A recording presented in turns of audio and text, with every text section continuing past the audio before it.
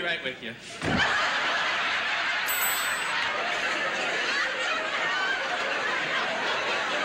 She comes around the bulkhead and standing there and puts her hand in a pocket and says, okay, I'm taking over this plane. Only she had kind of a pet name for the plane. So now, so we know she's not kidding. You know, evidently she had been familiar with the plane. So now... A big reason Tim Conway is considered a master of the more serious it gets, the funnier it becomes, style of comedy is that he never needed to overdo anything. All he had to do was let things go slightly off course, and the entire stage would naturally explode. And sometimes what made the audience laugh hardest was simply Conway's completely calm expression as everything around him began spiraling out of control.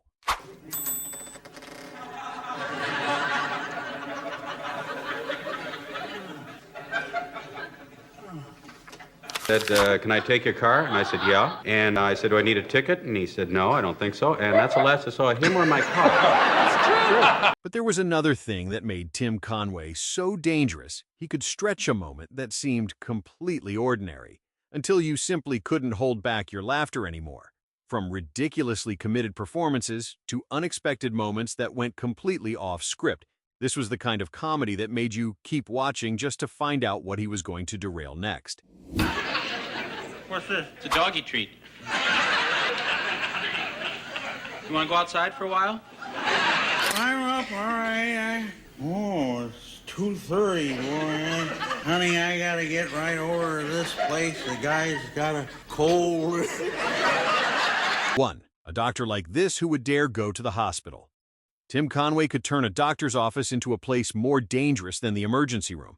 The frightening part wasn't that he had no idea what he was doing. It was that he always looked completely calm while everything started going horribly wrong. Oh, forgot my watch. I got mine, use right. mine. All right, it's upside down.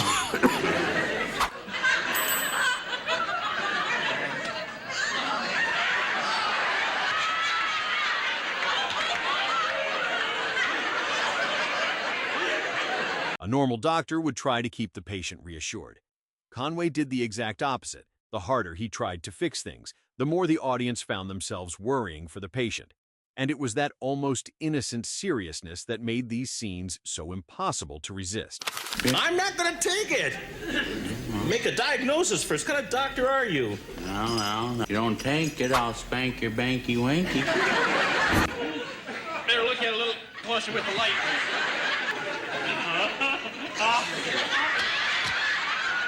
But wait, there was an even bigger problem. If this doctor couldn't even keep his own body under control, what exactly was the patient supposed to trust? I'll be right with you.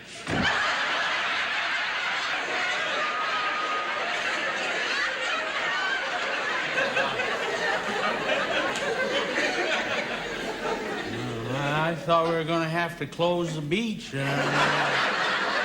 The real highlight was how Conway could turn one tiny mistake into an entire chain reaction of chaos while maintaining the most innocent expression imaginable. Watch closely because in one brief moment, Harvey Korman could barely keep the scene together.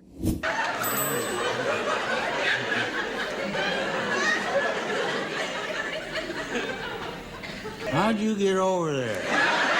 What's the matter with you? You're a quack! A quack!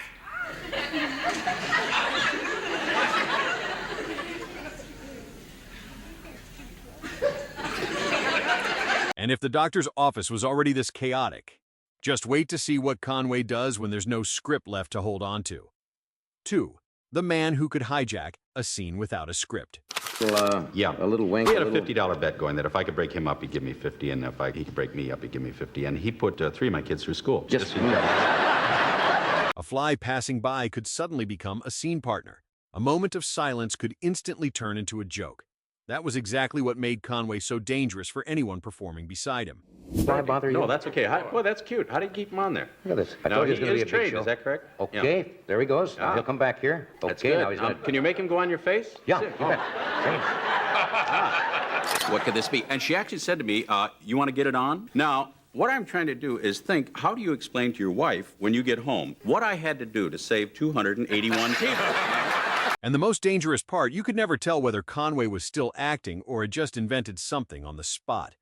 That unpredictability made it incredibly easy for the people around him to start laughing before they were supposed to. You guys are talking about Hollywood. How come I wasn't invited to the Hollywood party last night? I've never actually been to a Hollywood party. I've been to a couple at your house. Well, they're not Hollywood parties, they're kiddie birthday parties. I said, I'm going to do something even funnier. And he said, oh, no, you won't get me this time. So I didn't do anything. I just stood there. And when he opened the door, he went, and he was so surprised just to see me standing there. He went even more than the first time. When people were laughing. You're brilliant when you're working. You really are. Yeah, I was just thinking about that myself. No, I think I am. Johnny Carson once called Conway a comedy genius. Conway agreed so quickly that he barely seemed to need a second to think about it. And next, we'll see an even more unpredictable version of Conway at work. 3. Always the innocent one, the unlucky one, or the guy who somehow gets himself into trouble. Some people have bad luck once, and know better than to put themselves in the same situation again. Tim Conway, on the other hand, seemed to have a remarkable talent for always being in exactly the right place, for bad luck to find him again. Now, the people going by in a car don't know there was an earthquake. That's right. A lot of that, Weird. Tour bus going by the Conway home going, How you doing? Fine. And the strangest part was that he never told these stories with bitterness. If anything, the more ridiculous the situation became, the more calmly Conway described it, as if to say, yep, that's just my life. And that attitude was exactly what made the stories so entertaining. Hope you'll take a few moments to think of us. Our thoughts are with you always. Love, the gang at the Tarzana Pitch and Putt. Oh, the end of this month. We have an anniversary show coming up. We're starting our 16th year. You have never been on this show. That's true. And I know we have asked you before. Well, I didn't know you did this. From everyday misunderstandings to situations that left you wondering, wait, why would you even do that? Conway always found a way to make himself the biggest fool in the story while somehow keeping the audience completely on his side. Called Tom Conway, so I had to change my name. Yeah.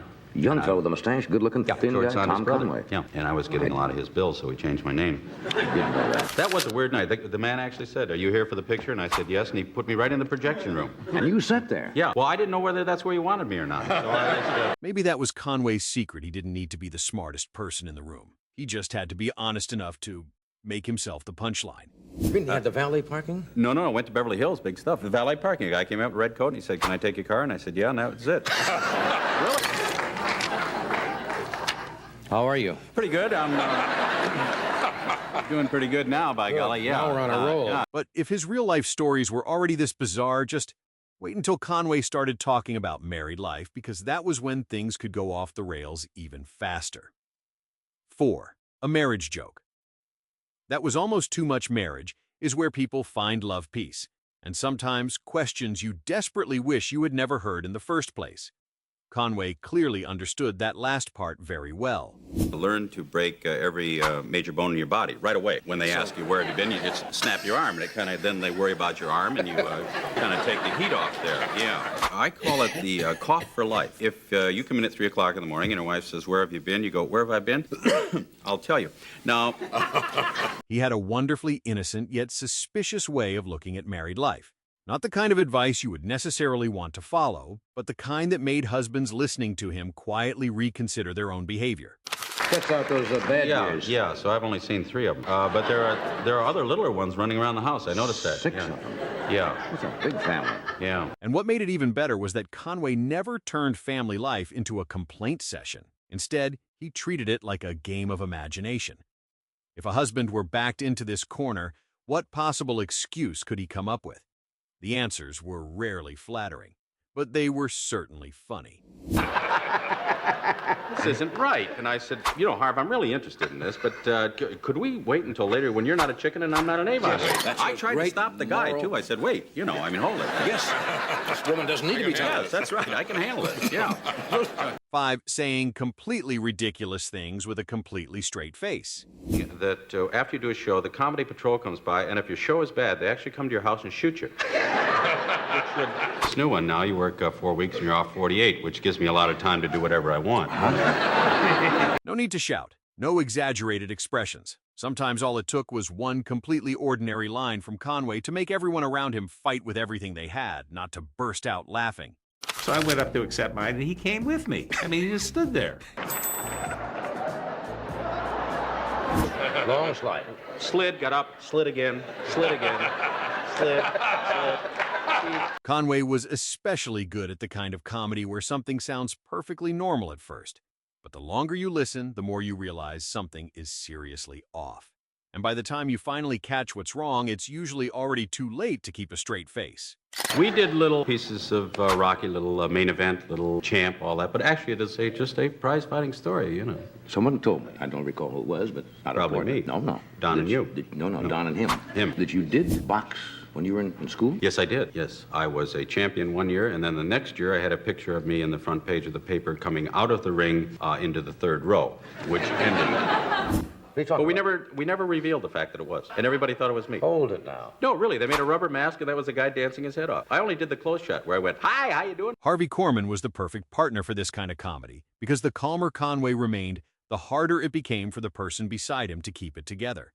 One man tried to stay in character, the other tried desperately not to laugh, and the audience simply got to sit back and see who would crack first. With television, and to get a chance to work with idiots like this. Thank you. We were nominated one year. 6. The more awkward. He gets, the more the audience loves it. Tim Conway had a remarkably strange secret. The more he made things go slightly wrong, the harder it became for the audience to look away. It wasn't the kind of awkwardness that made people uncomfortable. It was the kind that made you think, okay, what is this guy going to do next? If it's a subject, you use Don Knotts and I. If it's you say with, it's Don Knotts and me. Right. It's really See, not a thing. what to do is you leave out Don Knotts and you say, with me. He's going to get steamed about this. He's really. Hello, doctor. Well, that'll be $20. $20? You haven't done anything yet. 15, maybe.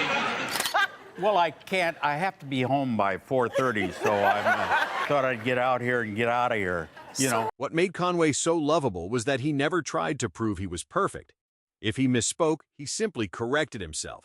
If something went wrong, he found a way to recover. And if he had no idea what to do, he just kept going as though it had been the plan all along. That's how the pros do it. You know, I'm so glad we rehearsed that. My goodness. Yeah, my God. Take a break at the 19th hole and try one of Andy's U.S. Open chili dogs. And sometimes that deliberately awkward charm created moments far more memorable than any perfectly rehearsed performance. A sofa, a check, or even an uncooperative dog in Conway's hands, anything could become a comedy prop. To the chair, and the applause has died. Right down, yeah. And it's very embarrassing. I was on Mike Douglas once, and it died before I got Never to the got chair. there. So I run right out now. I don't take any chances. So yours truly, to show you what you do, went back on all fours and played the dog. And did a nice job. Wasn't bad either. Wasn't bad either.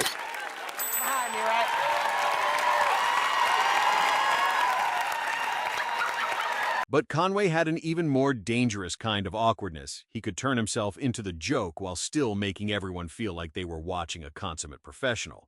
Can I cut it? Let me pick a show? Huh? Yeah. Can I cut it off? Cut it. The kids gave me this tie. You gonna cut a kid's tie like this? No, I would not do that. Got about $4 tied up in this, you know? But the guest is supposed to know when you come on with a film clip, you're All supposed I to say. know is that the check cleared. That's the important thing with me. You know, I don't particularly care You're what's the going on. mercenary tonight, aren't you? I mean, this is it. In other words, when an ordinary person makes a mistake, they usually want to hide it. Tim Conway turned the mistake into the very reason the audience wanted to keep watching.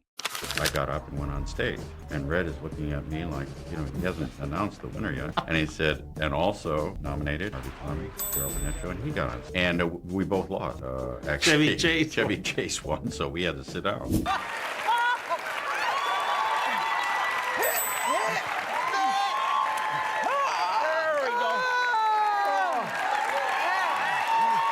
From awkward doctors and disastrous situations to deadpan one-liners and completely unexpected chaos, Tim Conway proved that sometimes the funniest comedy is simply watching a master quietly lose control of the situation. If these Tim Conway moments made you laugh, subscribe to the channel and leave a comment telling us which moment caught you off guard the most.